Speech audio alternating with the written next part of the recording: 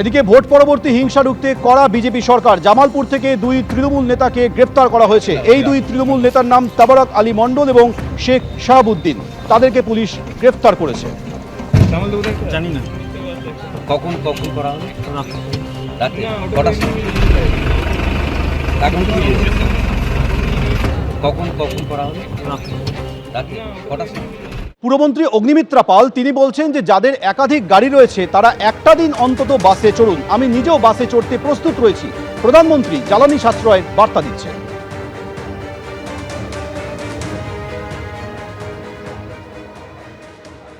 সংকটটা অনেক বড়, মেসেজটা দেওয়া দরকার মানুষের। যাদের দুটো গাড়ি, তিনটে গাড়ি, একাধিক গাড়ি আছে তারা একদিন অন্তত বাসে ট্রাভেল করুন, মেট্রোতে ট্রাভেল করুন। আমাদের যে তেল, পেট্রোল, ডিজেল এগুলো একদিন অন্তত কম খরচা হোক। মাননীয় প্রধানমন্ত্রী যে আপিল করেছেন আমাদেরকে এবং সমস্ত মানুষকে যে আজকে সিএনজি ভেহিকল ইউজ করা হোক, কনভয়কে কম করা হোক, এটা সত্যি ভাববার বিষয়। আজকে বাড়ি, গাড়ি, ব্রিজ, ইউনিভার্সিটি, ব্যবসা সবই থাকবে যদি পৃথিবীটা থাকে। আমরা হয়তো মরে যাব, কিন্তু আমাদের সন্তানরা ঠিকভাবে বাঁচতে পারবে তো? আপনি বাসে ট্রামে যেতে পারবেন? অবশ্যই, চিরকাল তো বাসে ট্রামে ট্রাভেল করেছি। যখন আসানসোলে থাকতাম, কলেজে যেতাম, তখনও বাসে করে, পাবলিক বাসে যেতাম গুঁতো খেতে খেতে।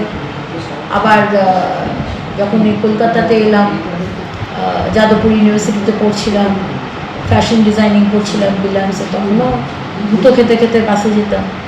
এখনও গুঁতো খেতে খেতে, এখন গুঁতোটাকেও মারতে সাহস পাবে না, কিন্তু অসুবিধা হলেও যাবো। দুদিন আগেই জ্বালানি সাশ্রয়ের জন্য বার্তা দিয়েছিলেন প্রধানমন্ত্রী নরেন্দ্র মোদী। তার সেই বার্তার পরই এবার প্রধানমন্ত্রীর কনভয় এবং কেন্দ্রীয় স্বরাষ্ট্রমন্ত্রীর কনভয়ের গাড়ির সংখ্যা অনেকটাই কমানো হলো। অন্তত 50% কমানো হয়েছে প্রধানমন্ত্রীর কনভয় থাকা গাড়ির সংখ্যা বলে সূত্রের খবর। প্রধানমন্ত্রীর কনভয় ধাপে ধাপে বাড়ানো হবে বৈদ্যুতিন গাড়ির সংখ্যা। কেন্দ্রীয় স্বরাষ্ট্রমন্ত্রীর কনভয়ও গাড়ির সংখ্যা কমানো হয়েছে। কনভয় গাড়ির সংখ্যা কমিয়েছেন মুখ্যমন্ত্রী শুভেন্দু অধিকারীও।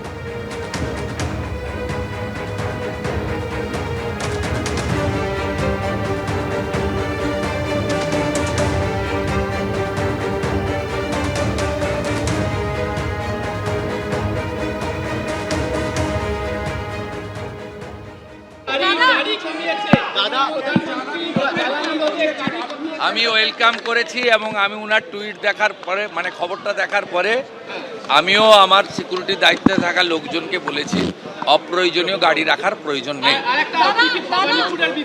আমাদের প্রধানমন্ত্রী আমাদের পথপ্রদর্শক। স্বচ্ছ ভারত অভিযান থেকে রাষ্ট্রবাদের উত্থান, ভারতীয় সংস্কৃতি থেকে সনাতন সংস্কৃতির জাগরণ, সবকা সাথ, সবকা বিকাশ, সবকা বিশ্বাস, সবকা প্রয়াসের তিনি প্রবর্তক। তাই তিনি যেটা আজকে করেছেন সেটা আমরা করব এবং আমরা তার দেখানো পথেই চলব।